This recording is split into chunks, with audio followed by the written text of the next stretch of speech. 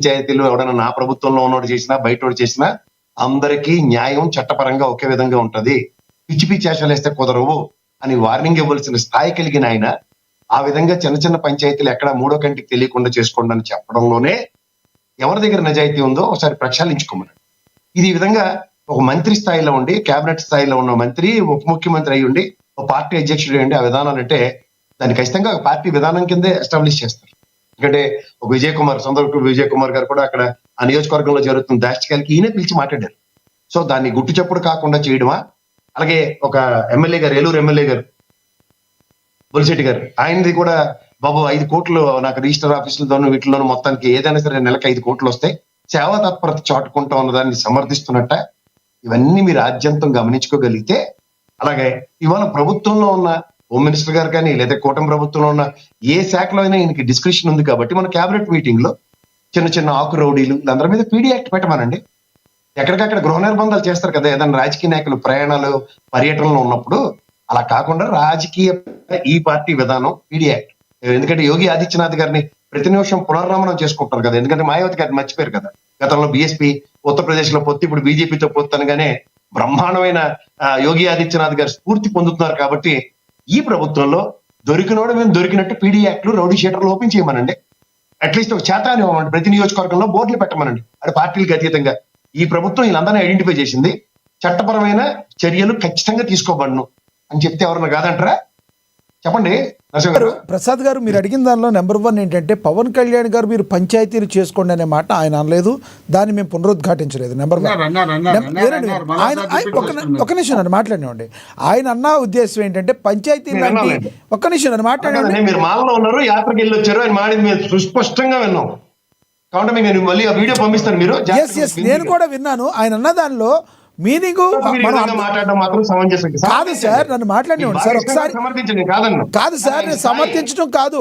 ఆయన అన్నదేంటి ప్రసాద్ గారు, ఆయన అన్నదేంటి ఎవరికైనా కూడా సమన్యాయంగా ఉండేటట్టు ఏదన్నా మాట్లాడేటట్టు ఉంటే మాట్లాడాలి. కానీ అంతేగాని ఏదో మీరు ఏదో ఒక అధికారిగా ఫీల్ అయ్యి మేము ఏదో కండువాలు కప్పుకున్నట్టుగా ఫీల్ అయ్యి అలాంటివి చేయకూడదు అన్నారు. అంతేగాని మీరు పంచాయతీలు చేసుకోండి అని మీరు చెప్పినట్టుగా ఆయన అనలేదని నేను అంటున్నా. అవునా? అన్నారు కదా, మీరు బాగా సమర్థించారు. శభాష్ కూడా చెప్తాను. ఆ మాట కూడా అనొచ్చా?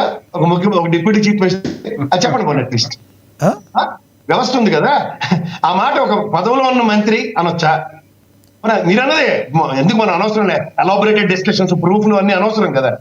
ఒక ఈ రోజు దాకా గౌరవ చంద్రబాబు నాయుడు గారు కానీ, గౌరవ లోకేష్ కానీ, లేదంటే మాజీ ముఖ్యమంత్రులు కోట్ల విజయభాస్కర్ రెడ్డి గారు, చెన్నారెడ్డి గారు, అంజయ్ గారు, ఎవరైనా తీసుకోండి, ఇంక్లూడింగ్ జగన్మోహన్ రెడ్డి, మీరు పంచాయతీలు చేసుకోండి ఎవరికని చెప్పేదారా?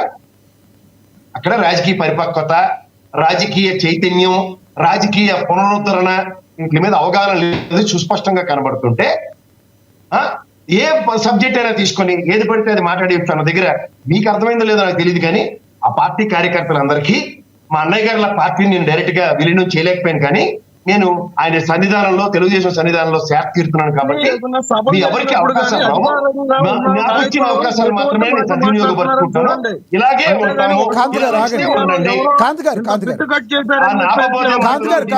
నిమిషం ముందుకెళ్దాం. మీకు మర్యాద లక్ష్మీకాంత్ గారు ఇందాక మీరు మాట్లాడినప్పుడు మొత్తం లక్ష్మీకాంత్ గారు ఒక్క నిమిషం. లక్ష్మీకాంత్ గారు మీరు మాట్లాడినప్పుడు ఆయన మాట్లాడలేదు. ఆయన మాట్లాడిన అభ్యంతరాలు ఉంటే మీరు నోట్ చేసుకుని లక్ష్మీకాంత్ గారు ఒక్క నిమిషం. ప్రసాద్ గారు ఒక్క నిమిషం ఆగండి. ప్రసాద్ గారు లక్ష్మీకాంత్ గారు వినండి. లక్ష్మీకాంత్ గారు మీరు మాట్లాడినప్పుడు ఆయన మాట్లాడలేదు, మీరు నోట్ చేసుకోండి. ఆయన మాట్లాడి ఉంటే ఆయన మధ్యలో రారు, మీరు దానికి సమాధానం చెప్తారు. కానీ మీకు ఇస్తాను సమయం, నేను మీకు సమయం ఇస్తాను సార్. మధ్యలో నన్ను ఇన్వాల్వ్ చేశారు కాబట్టి నేను మాట్లాడుతున్నాను. ఎస్, నేను మీకు సమయం ఇస్తాను, మీరు ఆగండి, మీరు నోట్ చేసుకోండి. ఆయన అన్న మాటలు మీకు నచ్చని ఉంటే దాన్ని మీరు అపోజ్ చేయండి, కౌంటర్ చేయండి. ఎస్ ప్రసాద్ గారు కంటిన్యూ చేయండి ప్లీజ్. 2 విషయాలు సార్. ప్రతిసారి బలైపోతున్న జన సైనికులు. నిన్న కూడా ఆ గర్భిణీ స్త్రీ విషయంలో పొద్దు నుంచి ఐటీడీపీ వాళ్ళు, అఫ్ కోర్స్ లోకేష్ గారిని పక్కదారి పట్టించినంత సామర్థ్యం ఐటీడీపీ వాళ్ళకు ఉందండి. చిన్నపిల్లడైన పవన్ కళ్యాణ్ ఈ జన సైనికులు ఎంత, ఆ గర్భిణీ స్త్రీ కుటుంబ స్థలాలు, ఆయన ఏమో జనసేన కార్యకర్త అయినా సరే ఆయన మీదే అబాస్పాలు చేస్తూ వైఎస్ఆర్సీపీ అని ముసిగేసి నానా తెప్పలు పడిన దగ్గర ఈ లక్ష్మీకాంత్ గారికి తెలిసి మాడతారు, తెలియక మాడతారు. నిరంతరం ఆయన సభలో ఆయన కార్యకర్తలను ఉద్దేశించి త్యాగాలు, మా అన్నయ్య గారు మధ్యలాగా ఏది తెలియకుండా డిబేట్ కొత్త ఏ సబ్జెక్ట్ ఉండదు చెత్త చెదరం మారుకుని పనికి మళ్ళీ చెప్తారు సబ్జెక్ట్ ఉండదు వాళ్ళకి పొలాలు కలిసి చెప్పనుకున్నది కూర్చుని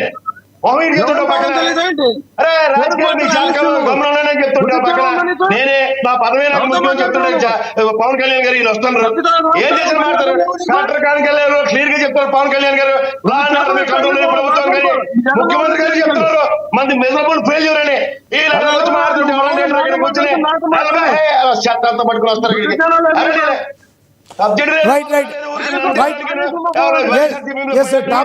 టాపిక్ మాట్లాడదాం. ప్రసాద్ గారు కంటిన్యూ చేయండి. లక్ష్మీకాంత్ గారు ఆగండి కాసేపు. ప్రసాద్ గారు ఏదైతే బెదిరింపు రాజకీయ ప్రసాద్ గారు నా మాట నుండి బెదిరింపు రాజకీయాలు ఏ రాజకీయ పార్టీలు చేస్తున్నాయంటే ఒక విశ్లేషకులుగా మీరు ఏం చెప్తారు? బెదిరిపోయే వాళ్ళు ఉంటే ఎవడైనా బెదిరింపు రాజకీయాల కింద చూడండి. ఎవరు బెదిరారు పుస్తకాలు కంటే భుజాలు తొడుక్కున్నారు పవన్ కళ్యాణ్ గారి ప్రవచనాలను బిడ్ అయిన వాళ్ళ పెట్టుబడిదారులు ఎవరైతే ఉన్నారో బిడ్ అయిన వాళ్ళు వాళ్ళ గురించి మాట్లాడుతూ నేను గంట సేపు మాట్లాడి సిద్ధంగా ఉన్నా. బిడ్ అయిన వాళ్ళకి కారణం ఏంటి? ప్రభుత్వ విధానం వెసెస్ ప్రైవేటు విధానం.